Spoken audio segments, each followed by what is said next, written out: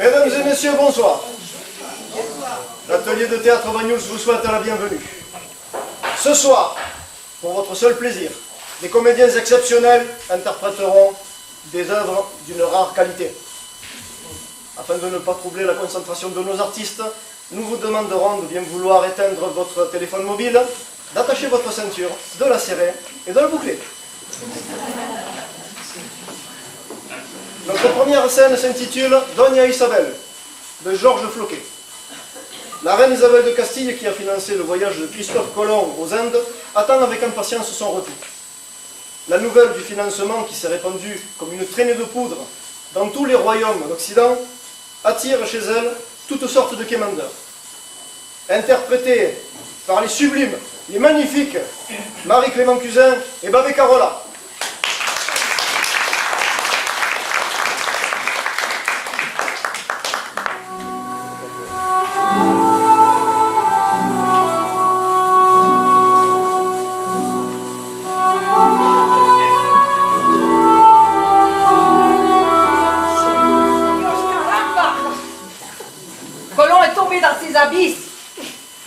Avec tout l'or que je lui ai donné et ses caravelles. Madre de Dios, Madre de Dios. Qu'est-ce que je vais dire aux contribuables? Qu'est-ce que je vais dire à la Commission européenne, au FMI? On va encore dégrader la note de mon royaume. Jamais j'aurais dû le croire. Mon cul que la terre est ronde. Elle est plate comme une limande. Le pape a raison. Mentira que l'Amérique nous tend les bras. Pas plus l'Amérique que de pastèque en broche. Pastèque en broche, ça se dit, ça? Bon, peu importe, je me comprends. Je comprends surtout que nous sommes ruinés. Oh, je me voyais déjà à la tête de tous ces pays. Un, je l'aurais appelé Argentine. Un autre, Chili. Un autre encore, Uruguay. Et puis un autre, très grand, Brésil. Ah, celui-ci, je l'aurais donné à mon frère ennemi, le roi du Portugal, pour qu'il me fiche la paix. Un autre encore? Oui. Que veux-tu? Majesté, il y a là un monsieur qui vient de France. Et alors? Il écrit des livres. Et alors? Il en a écrit un qui parle d'un homme qui part sur la Lune. Et alors? Elle est plate, elle aussi? Ah, il ne me l'a pas dit. Par contre, il m'a dit qu'elle était remplie d'or Et alors? et de diamants. Et alors? Qu'il aimerait bien s'y rendre pour en ramener des quantités à votre Majesté. Et alors? Mais qu'il lui faudrait construire un engin pour s'y rendre. Et alors? Qui, hélas, coûte cher.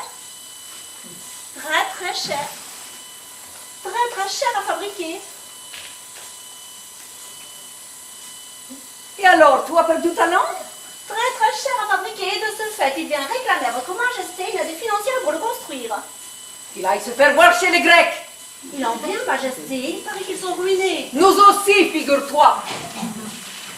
Va dire à ce monsieur de France que malheureusement, je ne peux rien faire pour lui. Bien, Majesté. Ah, où en étais-je? Ah oui, le Brésil. Un autre, je l'aurais appelé Paraguay. Et puis un autre encore, Bolivie. Un autre encore, Pérou. Et enfin le dernier, Venezuela. Ne serais-je pas en train d'en oublier, hein? Mais c'est bien sûr celui qui est coincé entre tous les autres, là. Comment je l'appellerais? Bon, c'est vrai que si ce génois de mes deux avait réussi, je lui aurais donné son nom, Colombie. Pour les pays d'Amérique centrale, voyons, comment je les appellerais? Oui. Que veux-tu? Majesté, il y a là un monsieur qui vient de Grande-Bretagne. Et alors, il écrit des livres lui aussi? Non, Majesté, il voyage. Et alors, il voyage sur la Lune, sur Mars, sur Jupiter? Non, Majesté, sous l'eau. Et alors, qu'a-t-il trouvé sous l'eau? De l'or, des diamants, en grosse quantité? Il a parlé de faramineux, Majesté. Et alors, en a-t-il ramené quelques quantités? Hélas non, Majesté, son engin n'a pas pu aller aussi profondément. Et alors, qu'attend-il de moi? Que je lui donne de l'argent pour qu'il puisse en fabriquer un capable d'atteindre les abîmes? Oui, Majesté. Et alors, lui as-tu dit d'aller se faire voir chez les Grecs? Oui, Majesté, il en vient et il paraît qu'ils sont... Qu'ils sont ruinés? Oui, Majesté. Va lui dire que le royaume de Castille n'est pas un jackpot où on gagne à tous les coups. Bien, Majesté. Ay, Madre de Dios. Madre de Dios, il va falloir faire des comptes, voir de combien le royaume est en débit. Ay, Madre de Dios. Et dire que les caisses regorgées d'or, de diamants et d'écus, et que j'ai tout donné à cet Italien de malheur qui m'a embobiné. Quelle idée, toi aussi, d'avoir fait la terre ronde. Pardon, j'ai perdu ma couronne.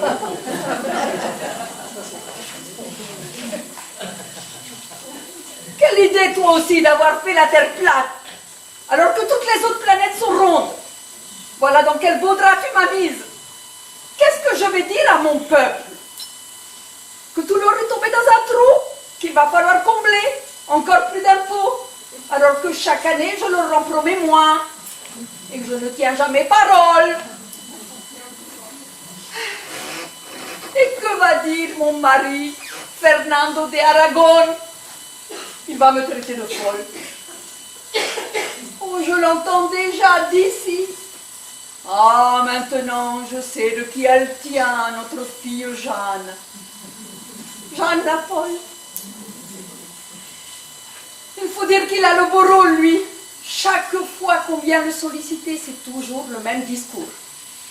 Désolé, la Castille, c'est pas chez moi.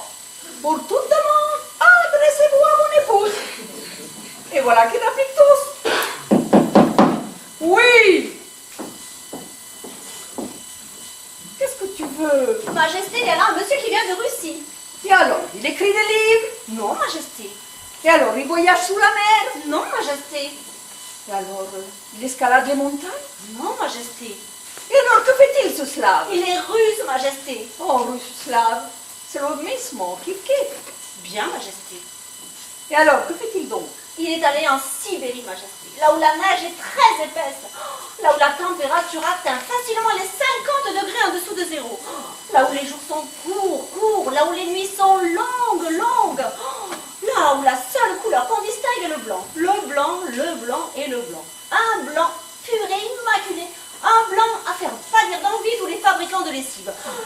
Ça va, j'ai compris.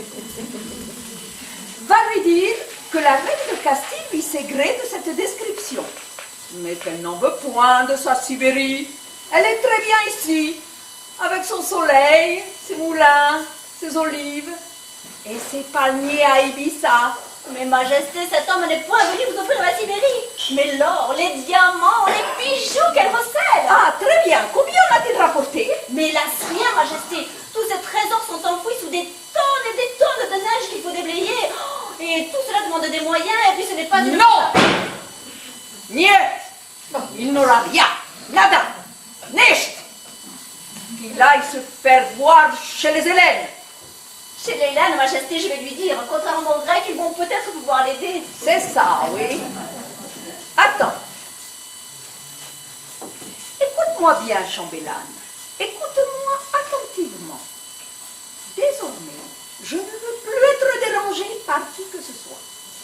Qui que ce soit, d'où qu'il vienne, quoi qu'il fasse, quoi qu'il dise, avant qu'il ne parle, avant même qu'il n'ouvre la bouche, tu lui dis qu'il aille se faire voir chez les Grecs. Chez les Hélènes aussi, Majesté? Oh, nouille, grec et hélène, c'est kiff-kiff. Comme russe et slave, suisse et helvète, japonais et nippon, indien.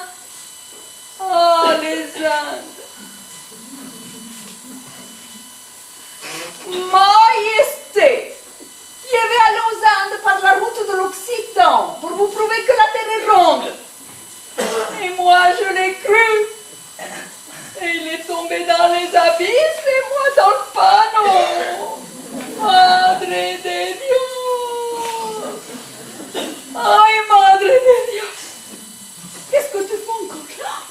Majesté me pardonne. Attends. Tu as bien retenu ce que je t'ai dit? Oui, Majesté. Tâche qu'il en soit ainsi. Autrement, je t'expédie dans un couvent jusqu'à la fin de tes jours. Aïe, non, Majesté, pas le couvent, mais que va devenir mon cher Sandro, et mon cher Pedro, et mon cher Sancho, et mon cher José, et mon Mais, cher... allez, ça va, file maintenant. Mais qu'est-ce qu'ils sont tous à venir me demander de l'argent? La Castille, c'est pas le Pérou. Et le Pérou n'existe pas. Qu'ils aillent taper la Catalogne, l'Andalousie, les Asturies, la Navarre, la principauté d'Andorre. Mais pas la Castille. Elle est ruinée, la Castille. Les coffres sont vides. Les caisses sont vides. Même les poches sont vides. La Castille n'a plus que ses yeux pour pleurer. Et les larmes qui en jaillissent ne valent rien du tout. Oui. Encore toi. Majesté, Majesté, je viens dire à votre Majesté que j'ai fait scrupuleusement comme elle me l'a ordonné. Ah, monsieur s'est présenté tout à l'heure. Avant même qu'il n'ouvre la bouche, je lui ai dit d'aller se faire voir là où sa Majesté m'a dit de l'envoyer. L'homme a insisté, me disant que sa visite était de la plus haute importance. Oh, mais j'ai insisté tout autant, lui répétant mot à mot les mots de sa Majesté. Oh, comme l'homme a insisté, je lui ai redit les mots que sa Majesté m'a dit de lui dire. Ah, lui disons que s'il insistait encore, j'appellerai les gardes. Oh, le monsieur est enfin parti. Voilà votre Majesté. Très bien, chambellan. Bravo. Votre Majesté ne m'en dira pas au courant? Non, chambellan, tu as-tu nous débarrasser d'un important, conformément aux instructions que je t'ai données. Je ne vois donc aucune raison de t'y envoyer. Oh, grâce soit rendue à votre Majesté. Tu peux partir maintenant. Attends. Tu m'as dit que ce monsieur avait réussi à te parler, Oui, Majesté. à te dire qui il était, Oui, Majesté. à te dire ce qu'il voulait. Oui, Majesté. Et alors, que peux-tu me dire de lui? C'est un monsieur assez grand, s'exprimant avec un accent italien. Un accent italien? Oui, Majesté, il tirait avec lui des caisses qu'il disait remplies d'or, de diamants, de bijoux. D'or, de diamants, de bijoux? Oui, Majesté, il m'a dit les avoir ramenés des Indes. Des Indes? Oui, Majesté, il m'a dit s'y être rendu en passant par la route de l'Occident. Par la route de l'Occident. Oui, Majesté. A-t-il dit son nom? Oui, Majesté. Et alors? Je l'ai sur le bout de la langue. Cristobal Colombo? Oui, Majesté. ¡Ay, il est revenu! ¡Ay, madrito de Dios! ¡Gracias, gracias, madrito! Allez vite, fais-le rentrer. Mais Majesté, c'est impossible. J'ai fait comme votre Majesté me l'a ordonné. Je lui ai dit d'aller se faire voir chez les Grecs. Et il y est allé. ¡Ay, madre de Dios!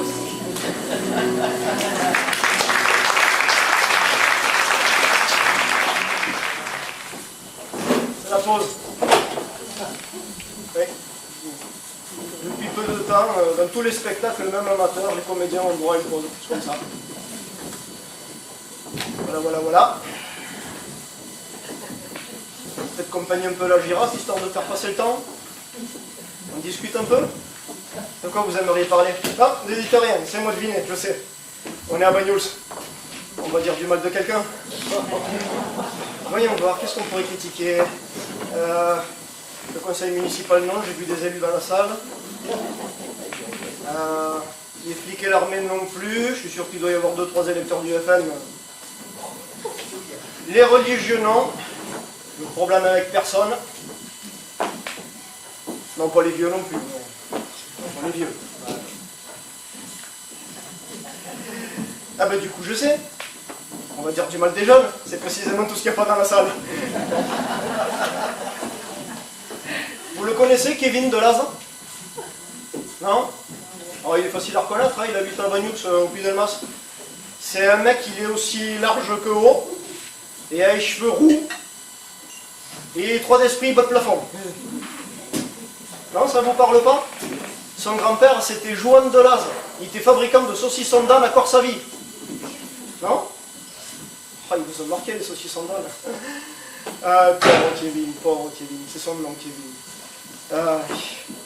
Il n'a jamais été bien fut-fut, hein, dès tout petit déjà, mais je crois qu'en prenant de l'âge, ça ne s'arrange pas.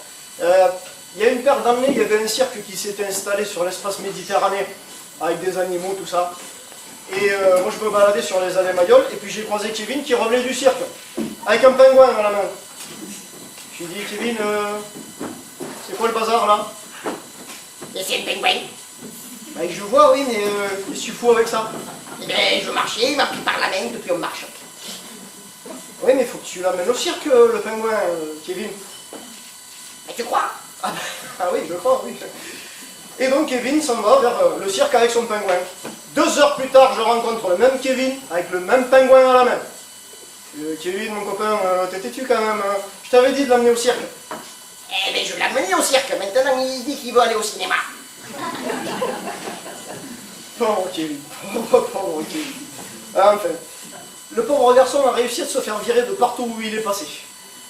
Il avait fait la Légion. Même là, ils ont réussi à le jeter. C'est dire s'il est con quand même. C'est-à-dire que comme il y en a qui naissent avec les yeux bleus, lui il est né con, puis c'est tout. Il avait réussi à rentrer comme ordonnance d'un général 2 étoiles. C'est pas rien, hein? Premier bivouac. Il est dans son sac de couchage à côté du général, et le général lui dit: Soldat Kevin, oui, mon général. Tu les vois, les étoiles? Ah oui, il y en a 2. Mais non, pas celle-là là-haut. Ah oui, c'est joli. Et ça t'évoque quoi, soldat Kevin?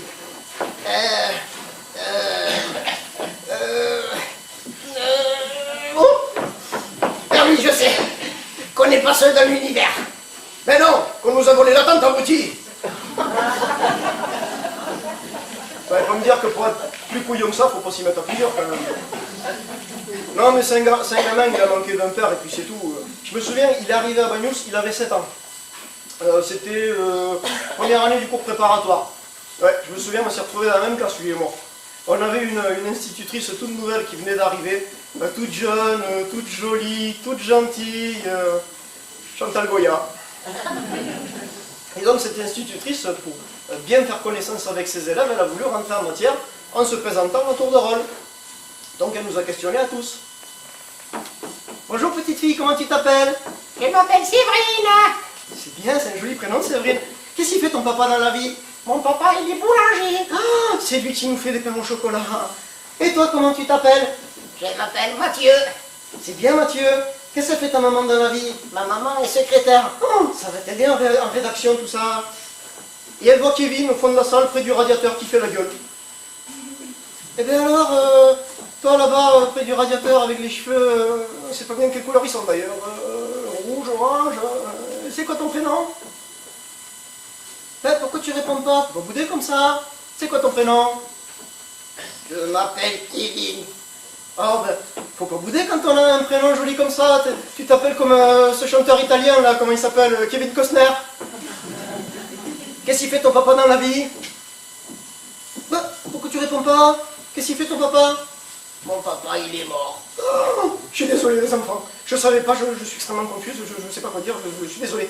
Et il faisait quoi avant de mourir? Il faisait...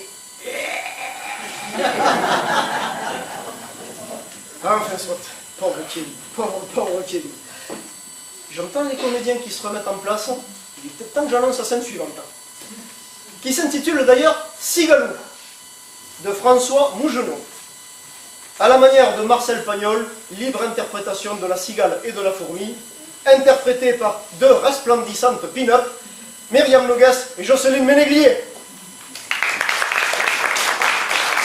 Ton café, elle est resplendissante. Hé, tu as bien fait de la repeindre. Oui, mais tu aurais pu venir me le dire plus tôt. Ça fait déjà 6 mois qu'elle est repeinte, depuis l'été dernier. Oh, depuis l'été dernier? Eh oui, tu ne te souviens pas, hein? Tu devais même venir me donner un coup de main pour régler une vieille note de bistrot, hein? C'est le jour où je me suis foulé la cheville. En descendant de ton lac, voilà. Voilà. Ouais. Et c'est pour ça que quand je vais chez Cafard Ellie chercher mes bouteilles de picot, tu ne bouges même pas de ton hamac pour me dire bonjour, hein? Non, c'est que je ne veux pas te déranger quand tu travailles. Ah, solo quand tu restes allongé comme ça à me regarder travailler, c'est de la délicatesse. Hein? Voilà, c'est de la délicatesse, et je dirais même plus.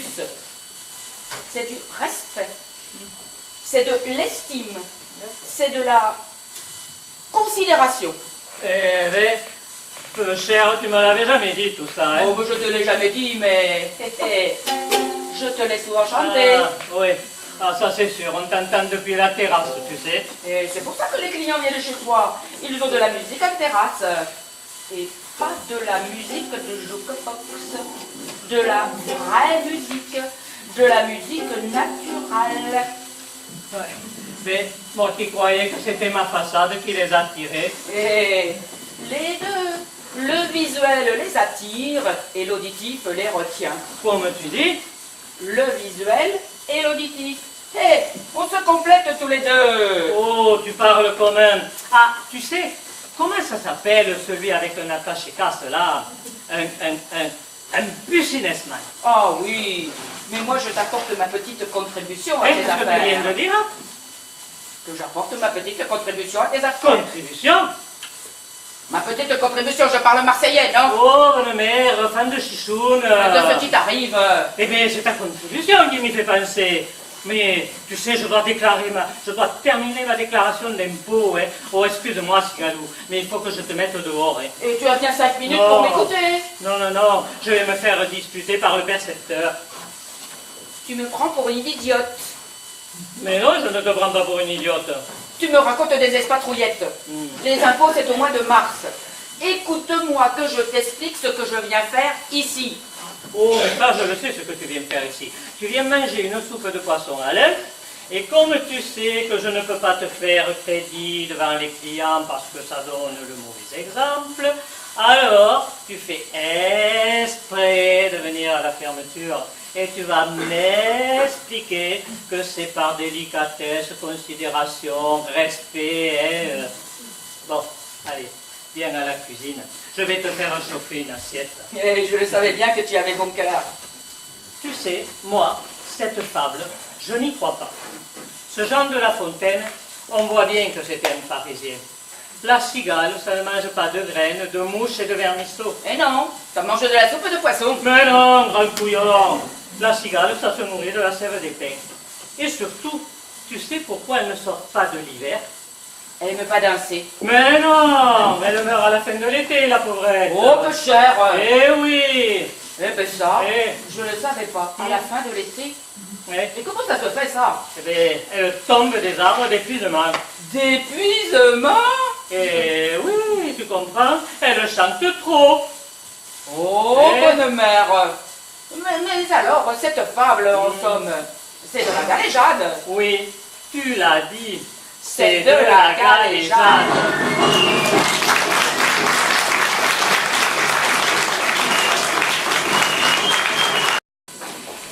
Changer de décor là. Ça va être un peu long. Faut s'en mettre patience. À moins qu'on continue sur notre lancée de tout à l'heure. Hein. Oui, non? Oui? Super. Ah, Kevin.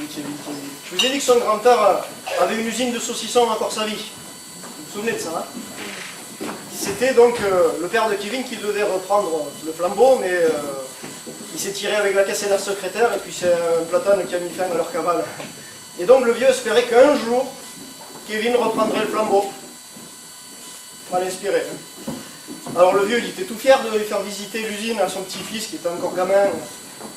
Tu vois, Kevin, cette machine-là, toute en cuivre, elle était à mon père. Ouah, pépé, ouah. Tu mettais l'anneau d'un côté, la machine le coupait en petits morceaux, les femmes le hachaient menu, on les mettait dans le boyau, ça faisait un saucisson. Ouah, pépé. Tu vois celle-là, Kevin, tout en fer blanc, c'est la mienne. Tu mets l'anneau d'un côté, la machine le hache menu, les femmes n'ont plus qu'à le mettre dans le boyau, économie de personnel, et ça fait un saucisson. Ouah, pépé, ouah. Et tu vois celle-là, Kevin, tout en inox, c'est celle de mon beau-fils. Ton père, abruti. Ouah, pépé, ouah. Tu mets l'anneau d'un côté, et de l'autre côté. côté, il sort le saucisson. Plus besoin des femmes pour le mettre dans le noyau, économie de personnel. Ouah, Pépé, ouah, mais Pépé, ça n'existe pas une machine où tu mets le saucisson d'un côté, il sort l'âne de l'autre? Ouais, ta mère. Pauvre Kevin. Et donc, à la mort de son père, le vieux de Laz a pris sa retraite, et puis il est venu avec sa fille et son petit-fils s'installer au Puy d'Elmas, dans une de ces maisons traditionnelles aux abords de la place. Et le vieux est décédé dans les années 80, dans sa 98 ou 99e année, et il est mort au mois de juillet. Et le hasard a voulu que sa chambre, avec son lit de mort, où il attendait la faucheuse, se trouvait au-dessus de la cuisine. Et donc, comme les fenêtres étaient ouvertes, depuis la cuisine montaient des effluves de bougnol jusqu'à la chambre du futur défunt. Eh bien, il avait beau attendre la mort, il n'avait pas perdu l'appétit, le vieux. Hein. Kevin! Kevin! Et le gamin monte le raid d'escalier, traînant ses 130 kilos. Oui, Pépé, j'arrive, Pépé, je suis là, Pépé. Qu'est-ce qu'il y a, Pépé? Qu'est-ce que c'est cette odeur de bougnol que je sens? C'est maman, maman. Je peux en avoir un? Je sais pas, faut demander à maman, si maman les a fait bouillir, je sais pas, faut demander à maman, je sais pas, faut demander à maman, si maman les a fait bouillir. Va demander à ta mère. Le gamin descend, il ne remonte jamais. Alors le vieux, au bout d'un moment, il le veut son bougnol, quoi. C'est son dernier en plus. Kevin? Kevin? Oui, Pépé, j'arrive, Pépé. Il gravit l'escalier. Pensez donc que 130 kilos dans cette raid d'escalier, il est en sueur. Je suis là, Pépé, j'arrive, Pépé. Qu'est-ce qu'il y a, Pépé? Tu me l'as porté, le bougnol? Non. Et comment non? C'est maman, elle a dit non, maman, elle a dit non, maman, elle a dit non, maman. Et pourquoi elle a dit non ta mère? Ah, je sais pas, c'est maman, elle a dit non, maman, elle a fait les bougnol, faut demander à maman. Va demander à ta mère. Le gamin descend, il ne remonte jamais. Et donc au bout d'un moment, le vieux, il s'impatiente. Kevin! Eh ben, il vient ce bougnol, ou je me lève et je vais le chercher moi-même. Et le gamin grimpe le raid d'escalier. Il est en sueur, il est rouge comme un soufflé à la framboise. J'arrive, Pépé, je suis là, Pépé. Je suis là, Pépé, qu'est-ce qu'il y a, Pépé? Pourquoi elle a dit non, ta mère? Maman, elle a dit non. Elle a dit non, maman. Maman, elle a dit non parce que... Elle a dit non, maman. Parce qu'elle a dit, maman, les bougnols, c'est pour après l'enterrement.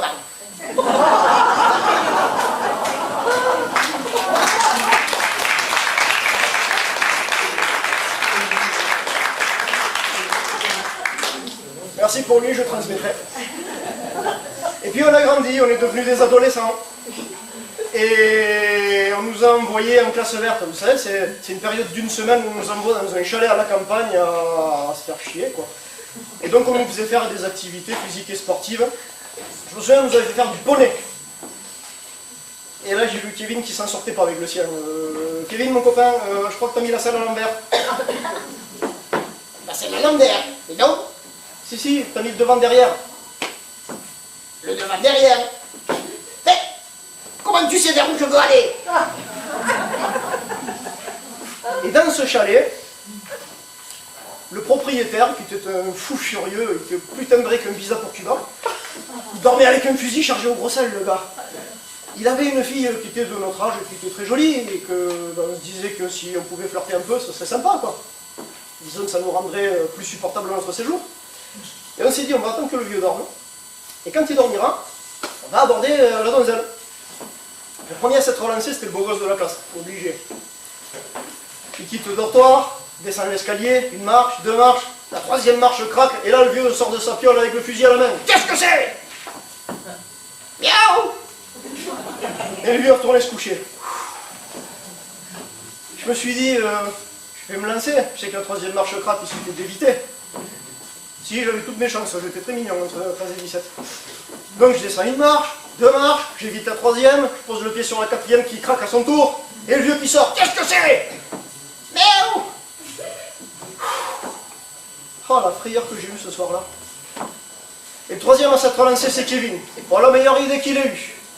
Il descend une marche, deux marches, trois marches, qui craque naturellement. Le vieux sort avec son fusil. Qu'est-ce que c'est? C'est rien, c'est le chat.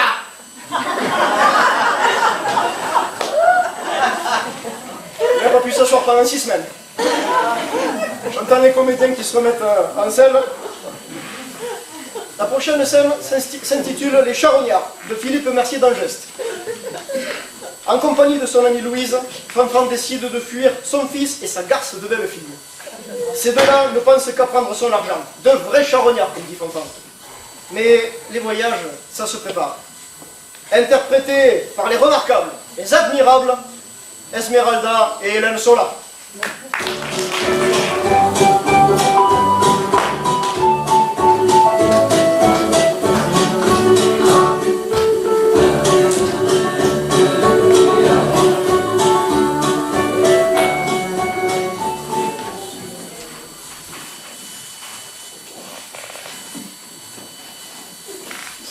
C'est par ici. Mais non, c'est par là.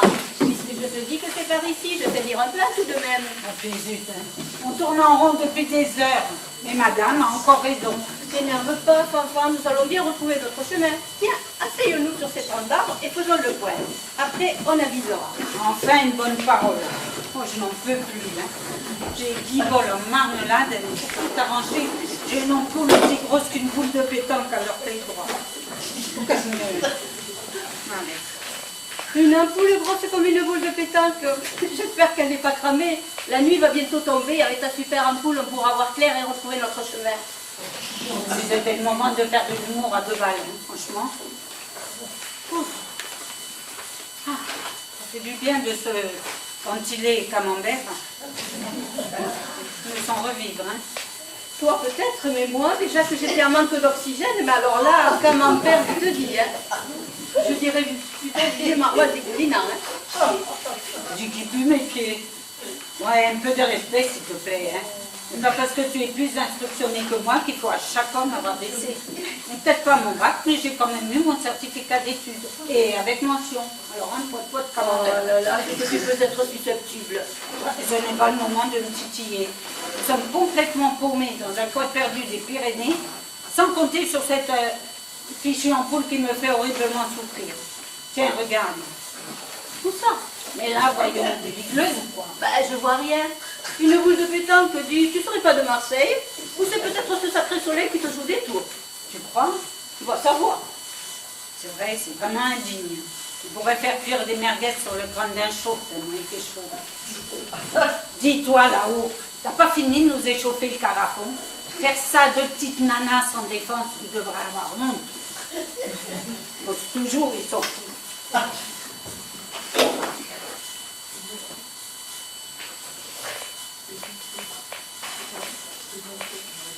C'est de notre faute, on aurait dû les écouter au centre. Méfiez-vous du soleil de la montagne, il est traître, qu'il disait. Si j'avais su, j'aurais pris mon beau chapeau, tu sais, celui avec les tournesols. Surtout pas celui-là, malheureuse. Ah bon? Pourquoi pas celui-là? Il te plaît pas? Ça n'a rien à voir, mais réfléchis un peu. Les fleurs de tournesol, c'est bien connu. Cherche la direction du soleil. Déjà qu'on tourne en rond, imagine le travail. Le soleil, ton chapeau, le soleil. C'est sûr que tu aurais attrapé le tournis ou le mal de mer. Mince, alors j'y avais pas pensé. Et dire que ce satané soleil se situe à 150 millions de kilomètres et qui brûle depuis plus de 4 milliards d'années, ben tu vois, moi ça me trouve... 150 millions de kilomètres.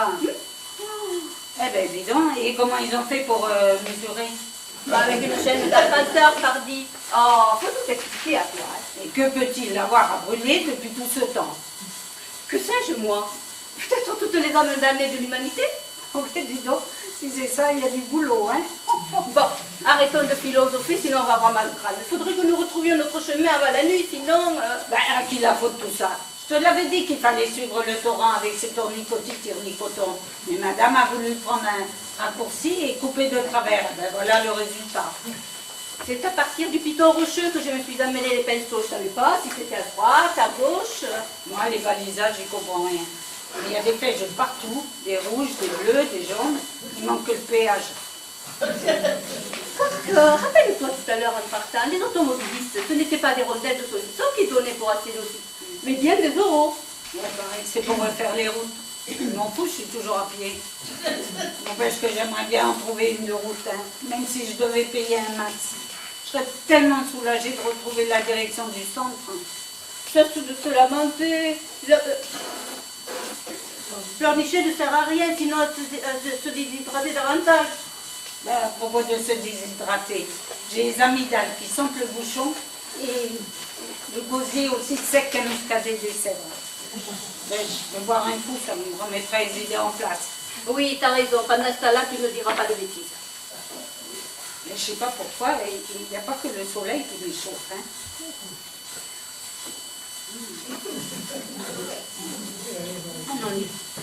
On dit une pipe. Hein. Il n'y a presque plus rien dans la bouteille, ils étaient évaporés. Oui, c'est ça. Je vais te croire avec tous les coups que tu bois en douce. Mais n'empêche, il n'était pas dégueu, hein. Le pinard du berlot. Ce couillou, il n'a même pas vu que je lui piquais dans la réserve. Si j'avais su, j'en aurais pris davantage. T'as pas honte. L'aventure, ça donne soif. T'as pas honte de piquer dans la réserve du directeur, franchement, à ton âge. Moi, avoir honte. Non, mais c'est plaisante. Au prix de la pension. Et puis, c'est pas un peu de pinard qui va lui faire couler son compte de commerce. Hein. Et ça va à la messe tous les dimanches, et bien bravo. Bon, c'est question de survie. Le bon Dieu, il comprendra. Pour Charles, va. Bon, as-tu fini de m'escadasser? Crois-tu que ce soit le moment? Hein? Il n'y a plus de liquide pour s'abreuver, plus de balisage pour s'orienter, même pas un petit nuage dans le ciel pour calmer les ardeurs de monsieur. Hein? Je crois bien que ça sent le sapin. Cesse de te lamenter, l'eau ce n'est pas ce qui manque à la montagne. Alors, Moi, boire de l'eau, non mais ça va pas, non? Puis d'abord, il y avait l'urette que je n'en ai pas bu, et puis c'est bien connu, l'eau de la montagne est pas bonne à boire. Elle est trop froide et ça congestionne les boyaux. ouais, ben, tant que ça ne te congestionne pas les boyaux de la tête. Moi, je ne prends pas de risque. L'eau de la montagne peut être polluée avec tous ces animaux crevés, là. D'abord, il le disait encore hier soir à la télé. Tu fais ce que tu veux. Après tout, si tu préfères te dessécher un peu avec la terre, à ta guise. Mais aurais-tu oublié pourquoi nous sommes là? Ah oui, je sais à qui tu fais allusion. J'y pensais plus à celle-là. Elle serait bien trop heureuse qu'on me retrouve ratatinée comme une saucisse sèche au fond du ravin. Elle pourrait enfin profiter de mon oseille depuis le temps qu'elle a les yeux rivés dessus. C'est une casse de belle fille. Hein. Je ne sais pas pourquoi j'ai jamais pu la voir. Avec son regard de fouine, son sourire en limace et ses dents de lapin, ne m'a jamais inspiré confiance. Faut vraiment faire confiance à quelqu'un de nos jours. Pour moi, elle attend une chose, que tu baisses ta garde pour t'enfermer dans une maison de retraite, voire pire. Enfin, elle pourra profiter à son loisir de ton pognon. Enfin, je t'en prie, ne lui fais pas ce plaisir. Bande de charognards, vous l'aurez pas mon oseille. Hein, plutôt me faire moine. Si elle croit que je vais me laisser dépouiller sans réagir, elle se trompe. On n'apprend pas un vieux pygmée à monter au cocotier. La peau secouer les branches, je ne céderai pas. Bravo, voilà en fait de bonnes paroles. Et avec ton fils, tes relations, comment sont-elles? Pour lui, c'est pas pareil, c'est un faible. Il n'ira jamais contre elle. Il en a bien trop peur pour petit chéri. Oui, bien sûr, à lui aussi on donnerait le bon Dieu sans confession. Mais si tu pouvais récupérer ton oseille, il ne ferait pas la fine bouche, ton petit innocent. Je m'en fous, je vais tout craquer. Rien, nada, pas un euro, ils auront. Et puis, ils peuvent toujours me chercher. Ils ne sont pas prêts de me retrouver. Je me suis tirée sans laisser d'adresse et sans rien dire à personne. Sage précaution, les connaissants, ils seraient bien capables de te faire rapatrier et t'enfermer dans une maison spécialisée. Ouais, n'exagérons rien. Mon fils ne ferait jamais une chose pareille à sa petite maman chérie. En es-tu sûre? La pas du gain change les gens. Moi, aller dans une maison pour Paul Dingo, non mais ça va pas la tête, hein. Oh, crois-moi, on n'est jamais sûr de rien. Crois-moi, tu as bien fait de te tirer. Ouais, je pense bien. J'ai envie de profiter un max, aller dans les plus beaux pays, les plus grands bateaux, les plus beaux hôtels, et bien sûr on se sort de ce pétrin. Nous ne sommes pas défaitistes, tant qu'il y a de la vie, il y a de l'espoir. Nous allons bien finir par retrouver notre chemin. Alors, on en a fait des beaux projets, hein. Les Caraïbes, on boira des cocktails à s'en faire péter la souvent-crière. Las Vegas, là on craquera tout notre blé aux tables de jeu. Et l'Égypte, Oh ouais, l'Égypte. on la traversera dos de chameaux si ça nous chante. Hein, pas vrai? C'est toujours ça qu'ils ont pas si charognards. À notre âge, si on ne dépense pas notre blé, ce sont les autres qui le dépenseront. Alors, il ne faut pas se serrer les ceintures. Et à nous, la belle vie. Mais je ne te l'ai pas dit, juste avant de partir, je suis passée chez le notaire. Ah oui, pourquoi faire? J'ai légué une grosse somme d'argent au conservatoire du littoral. Je j'imagine déjà la tête de ma belle-fille quand elle va savoir ça.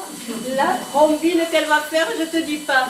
Tu as bien fait, tu as toujours milité pour l'écologie, c'est normal. Ben, là, au moins, mon argent ne sera pas dépensé à tort et à travers.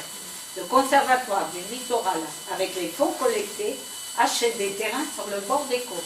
Rentrant dans le domaine public, plus personne ne peut y toucher. Alors là, je dis bravo. C'est vrai quoi. Si on les laissait faire tous ces riches, à nous leur $4, ils achèteraient tout. Et on ne pourrait plus accéder aux plages sans une pelle coupable pour couper le grillage et les barbelés. Après tout, on fait ce qu'on veut. On a assez primé pour ça. 10 heures par jour du lundi au samedi inclus. Et il faudrait maintenant qu'on se prive parce que notre jeunesse ne veut plus se bouger le cul. Elle veut toujours courir encore plus vite que... Ah, t'énerve pas, la Louise, tu vas t'érailler la gorge à force de crier. Ah. Et puis zut, hein, on n'a plus une goutte de torboyau pour se rincer les amygdales.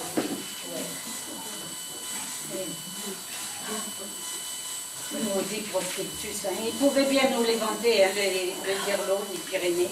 Vous verrez, c'est fantastique avec ces hauts sommets, ces lacs, ces cirques. Tu parles d'un cirque, oui. On est complètement paumés, il va bientôt faire nuit. Et nous sommes complètement paumés. Si au moins il y avait une petite marmotte à l'horizon, je demanderais notre chemin. Mais passez-vous, je n'ai même pas vu la queue d'une. On va vraiment trouver notre chemin, t'inquiète pas, on va trouver notre chemin. Paumés.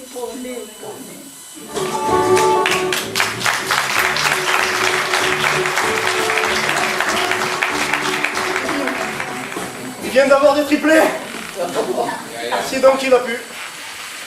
Je me souviens qu'il y a 2 ou 3 ans, il avait rencontré une malade pour vendre à peu près aussi fini que lui. Il vient d'avoir des gosses. Sa mère m'a tout raconté, tout en détail. Elle a commencé à avoir les premières contractions, ils ont fait venir un médecin à la maison parce qu'il n'a pas le permis. Et puis donc le médecin s'est affairé, il a accouché dans la chambre, celle qui se trouve à côté de la salle de bain, près de la baignoire. Poussez madame, poussez, par une première tête. C'est un garçon. Waouh, c'est un garçon, waouh! Ah, une deuxième. C'est une fille, Kevin, une fille. Waouh, une fille, waouh! Je vais pouvoir faire l'élevage. Et puis une troisième. Et troisième, docteur, éteignez la lumière, ça les attire.